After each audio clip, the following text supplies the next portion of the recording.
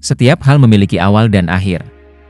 Hal serupa juga dapat digunakan untuk menyebut hewan-hewan yang dulunya pernah menghuni permukaan bumi, tetapi sekarang sudah punah.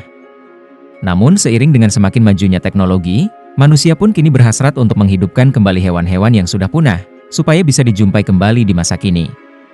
Berikut adalah hewan-hewan tersebut. Let's find out! Jangan lupa subscribe, dan hidupkan tombol lonceng notifikasinya agar kamu tidak ketinggalan info menarik lainnya. Ayo mulai petualangannya sekarang. Mamut. Mamut adalah salah satu hewan paling terkenal jika bicara soal hewan yang hidup pada masa zaman es. Mamut sendiri pada dasarnya adalah hewan menyerupai gajah yang tubuhnya dipenuhi oleh bulu yang lebat.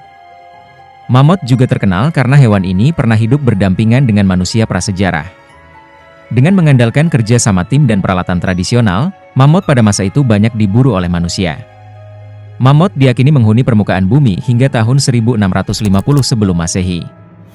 Mereka adalah hewan herbivora yang makanan utamanya mencakup rerumputan dan semak yang hidup di suhu dingin. Ketika suhu bumi meningkat dan lapisan es di permukaan bumi menipis, tanaman-tanaman tadi perlahan-lahan menghilang. Sebagai akibatnya, mamut pun banyak yang mati kelaparan dan akhirnya punah dengan sendirinya.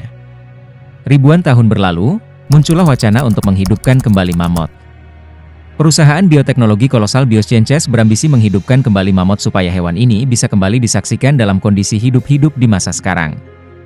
Untuk mewujudkan proyek ambisius tersebut, tim ilmuwan di kolosal Biosciences berencana menggabungkan DNA gajah Asia dengan DNA bangkai mamut yang terkubur di bawah lapisan es Siberia. Jika rencana tersebut berhasil, rencananya mamut bakal ditempatkan di padang salju Arktik yang bersuhu amat dingin. Namun wacana untuk menghidupkan kembali mamut tidak lepas dari kontroversi. Mamut memiliki bulu yang tebal dan ukuran yang besar karena hewan ini teradaptasi untuk hidup di padang salju yang luas. Di lain pihak, suhu bumi belakangan ini semakin meningkat akibat pemanasan global.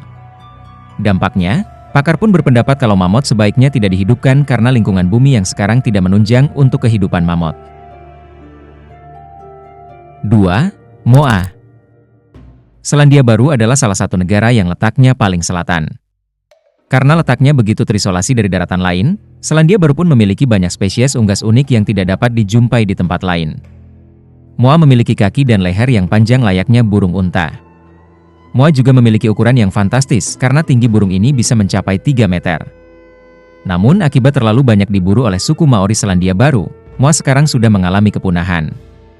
Tahun 2018, tim ilmuwan dari Universitas Harvard di Amerika Serikat mengumumkan bahwa mereka hampir berhasil mendapatkan kode genetik lengkap dari Moa. Jika kode genetiknya sudah lengkap, mereka berencana menggabungkannya dengan telur hewan yang hidup di masa kini supaya Moa bisa dihidupkan kembali. 3. Dodo. Moa bukanlah satu-satunya burung yang sekarang sudah punah akibat ulah manusia. Di masa lampau, Pulau Mauritius yang berada di tengah-tengah Samudra Hindia juga pernah menjadi habitat dari burung dodo. Karena diburu terlalu banyak, burung dodo pun mengalami kepunahan sejak tahun 1662. Meskipun sudah punah, jejak fosil mereka masih dapat ditemukan hingga sekarang. Saking banyaknya populasi dodo yang dulu pernah menghuni Mauritius, ilmuwan bisa mendapatkan tulang dodo hanya dengan mencelupkan tangannya ke dasar rawa. Punahnya dodo akibat ulah manusia jelas begitu disayangkan. Oleh sebab itulah, wacana untuk menghidupkan kembali burung ini pun menyeruak ke permukaan. Selain berencana menghidupkan kembali mamut, perusahaan kolosal Biosciences juga berniat melakukan hal serupa pada dodo. Namun akibat masih terbatasnya pemahaman ilmuwan mengenai mekanisme kode genetis pada dodo, tidak sedikit yang beranggapan kalau dodo tidak akan bisa dihidupkan kembali dalam waktu dekat. 4. Harimau Sabretot. Jika bicara soal hewan mamalia dari masa prasejarah, sabertot adalah salah satu yang paling menakutkan. Sabertot atau gigi pedang adalah jenis kucing besar yang diberi nama demikian karena hewan ini memiliki sepasang taring atas yang amat panjang layaknya pedang. Penampilannya tersebut menyebabkan sabertot terlihat seperti gabungan antara macan dan walrus. Sabertot diyakini menggunakan taringnya yang besar untuk melubangi tubuh mangsanya supaya mangsanya tewas akibat kehabisan darah. Taring sabertot yang besar juga menyebabkan mangsanya sulit melarikan diri. Sabertot bukan hanya memiliki taring yang besar. Hewan ini juga memiliki ukuran yang besar karena panjangnya mencapai 3 meter. Saat masih belum punah, sabertot diyakini hidup dari memangsa hewan-hewan mamalia besar seperti bison prasejarah dan mamut. Meskipun sabertot terlihat sebagai hewan yang begitu berbahaya, hal tersebut tidak mengurungkan niat sejumlah ilmuwan yang hidup di masa kini untuk mencoba menghidupkan hewan ini.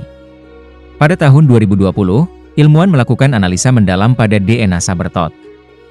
Dari analisa DNA tersebut, ilmuwan berhasil mendapatkan sejumlah gambaran mengenai morfologi Sabertooth. Sebagai contoh, Sabertooth diketahui memiliki stamina yang perkasa dan indera penglihatan yang amat tajam. Meskipun begitu, ilmuwan masih belum memiliki informasi mengenai kode genetik Sabertooth secara menyeluruh. Sebagai akibatnya, upaya untuk menghidupkan kembali Sabertooth di masa kini pun harus menghadapi rintangan yang sejauh ini masih belum bisa dilewati. Menghidupkan kembali makhluk-makhluk purba ini sepertinya memberi kita kesempatan untuk menebus kesalahan masa lalu. Namun, di balik harapan itu, ada pertanyaan besar. Apakah kita benar-benar siap untuk menghadapi konsekuensi yang mungkin tak terduga dari kebangkitan ini? Apapun jawabannya, yang jelas teknologi telah membuka pintu menuju masa depan yang lebih luar biasa, atau mungkin juga lebih misterius dari yang pernah kita bayangkan. Sekian video kali ini, terima kasih.